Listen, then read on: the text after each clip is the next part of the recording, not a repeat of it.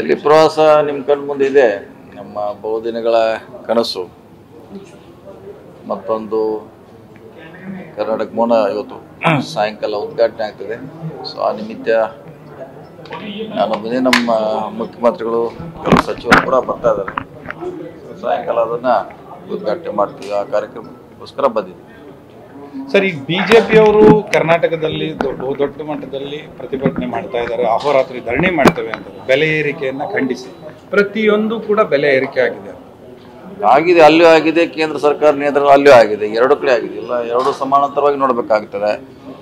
ಈಗ ಅವ್ರ ನಿಯಂತ್ರಣದಲ್ಲಿರುವಂಥ ಭಾಳಷ್ಟು ಬೆಲೆ ಏರಿಕೆ ಆಗಿದೆ, ಸುಮಾರು ಆಗಿದೆ. ನಮ್ಮಲ್ಲೇ ಆಗಿದೆ ಅಂತ ಪ್ರಶ್ನೆ ಇಲ್ಲ. ಧರಣಿ ಮಾಡೋದ್ರಿಂದ ಪರಿಹಾರ ಆಗೋಲ್ಲ, ಅಥವಾ ಚರ್ಚೆ ಅಂತ ನಾ ನಿನ್ನೆ ಕೂಡ ಪ್ರಮಾಣದಲ್ಲಿ ಹೇಳಿದೆ. ಚರ್ಚೆ ಮಾಡೋದಕ್ಕೆ ಪರಿಹಾರ ಮಾಡಲಿಕ್ಕೆ ಪ್ರಯತ್ನ ಮಾಡ್ಬೇಕು ಅಷ್ಟೇ. ಅಲ್ಲ ಸರ್, ಯಾವ ಮಟ್ಟಕ್ಕೆ ಬೆಲೆ ಏರಿಕೆ ಆಗಿದೆ ಅಂದ್ರೆ ಪ್ರತಿಯೊಂದರಲ್ಲೂ ಕೂಡ ಈಗ ಅವ್ರು ಮಾಡಿದ್ರು ಅನ್ನೋಂಥ ಆರೋಪ ಇಟ್ಕೊಂಡು ನೀವು ಆರೋಪ ಮಾಡ್ತಾ ಇದ್ದೀರಿ ಹೊರತು ಜನರಿಗೆ ಅದರಿಂದ ರಿಲ್ಯಾಕ್ಸ್ ಆಗ್ತಿಲ್ಲ.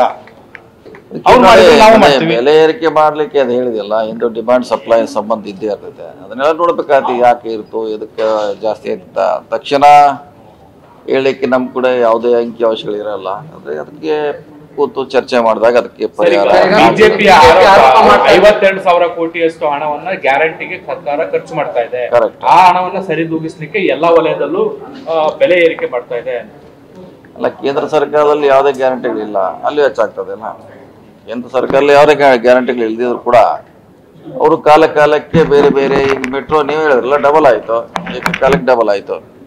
ಮೆಟ್ರೋ ಹೆಚ್ಚು ಮಾಡಿದ್ರಲ್ಲ, ಬೇರೆ ಬೇರೆ ಕೂಡ ಹೆಚ್ಚಾಗಿದೆ.